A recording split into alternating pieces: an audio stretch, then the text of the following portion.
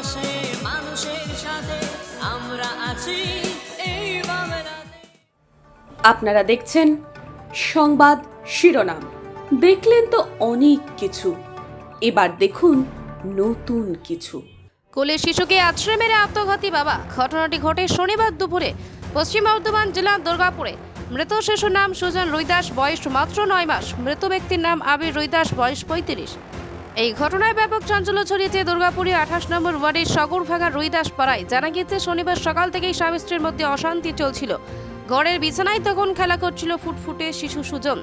আচমকা সুজনকে বিছানা থেকে তুলে আছাড় মেরে পালিয়ে যায় বাবা আবির। আশঙ্কাজনক অবস্থায় শিশুটিকে দুর্গাপুর মহকুমা হাসপাতালে পাঠানো হয়। সেখান থেকে শিশুটিকে রেফার করা হয় বর্ধমান মেডিকেল কলেজ হাসপাতালে। রাস্তাতেই মৃত্যু হয় শিশুর দেহ বাড়িতে আনা হয়। ঘটনায় শোরগোল পড়ে যায় এলাকায়। কুকুবিন থানার পুলিশ পৌঁছে শিশুর দেহ উদ্ধার করে দুর্গাপুর মহকুমা হাসপাতালে পাঠায়। ততক্ষণে খবর আসে সুজনের বাবা আবির দুর্গাপুর স্টেশন সংলগ্ন রেললাইনে আত্মঘাতী হয়েছে। স্থানীয় বাসিন্দা কানাই বাউরি বলেন, দিনমজুরে কাজ করে সংসার চালাতো আবির ও তার স্ত্রী শর্মা। প্রতিদিনই প্রায় অশান্তি লেগে থাকতো দুজনের মধ্যে।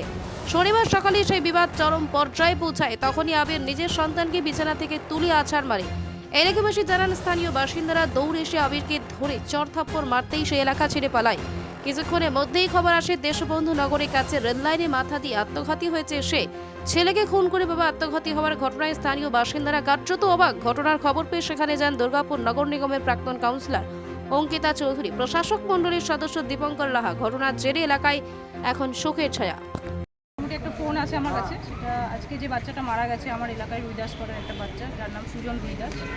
তো বাচ্চাটার বয়স 9 মাস। তো জেঠিমা ফোন করে বলে যে এরকম ওনার দেওর এবং দেওরের বউ খুব ঝগড়াঝাটি করছিল। সেই মুহূর্তে ওনার দেওর বাচ্চাটাকে তুলে আছাড় মেরে দেয়, এরকমই একটা খবর আসে। তো তারপরেই যখন কথা হয় হসপিটালে, তখন বলে মানে বাচ্চাটা খুবই এমার্জেন্সি অবস্থায় ছিল, এখানে হসপিটালে রাখার মতো পরিস্থিতিতে ছিল না। তো হসপিটাল কর্তৃপক্ষ এখান থেকে রেফার করে দেয়। তো রেফার করে বর্ধমানে রেফার করে। সেই সময় গাড়ি ভাড়া করে যখন ওনারা এগোতে শুরু করে, তখনই কিন্তু বাচ্চাটা মারা যাওয়ার পর তাকে ঘরে নিয়ে যাওয়া হয়েছিল। কিন্তু পুলিশ আসার পর জানায় যে ঘরের তো ডেথ সার্টিফিকেট পাওয়া যাবে না, যেহেতু এখান থেকে রিলিজ করে বর্ধমানে পাঠিয়ে দেওয়া হয়েছিল। তো সেই মুভমেন্টে আমরা বাচ্চাটাকে আবার নিয়ে পুলিশের সহযোগিতায় আমরা থানা থেকে সব সহযোগিতা পাই এবং আমরা এখানে আসি, হাসপাতালে নিয়ে আসি এবং এখানে আমরা ডেথ সার্টিফিকেট চেষ্টা করছি। এখনই এই মুহূর্তে খবর এলো যে বাচ্চাটার বাবা মানে সেই রেগে গিয়ে আগের মাথায় বাচ্চাটাকে আছাড় মেরেছিল, সে নাকি রেল লাইনে সুইসাইড করে নিয়েছে। বাচ্চাটার যে জেঠু, সে মানে এই মাত্র আমাদের ফোন করে জানায়। এই বাচ্চাটার বয়স কত? বাচ্চাটার বয়স 9 মাস। বাড়ির লোক জানিয়েছে তাকে আছড়ে মারা হয়েছে। এটা খুবই একটা দুঃখজনক ঘটনা। মানে কোন এলাকার ঘটনা? এটা হচ্ছে 28 নম্বর ওয়ার্ডের গোপীনাথপুর এলাকার রুইদাস পাড়া। কি কারণে এরকম ঘটনা ঘটলো? মানে ওই সময় বাচ্চার মা বাবার বাচ্চাটাই ঘরে ছিল, আশেপাশের লোক যেটুকু বললো ওরা ঝগড়া করছিল। এবার কী কারণে ঝগড়া, কী ব্যাপার, সেটা তো মানে আমরা তো সেই সময় ছিলাম না, সেটা জানতে পারি। আর এখন ওর মায়ের সেই পরিস্থিতিও নেই কথা বলার মতো।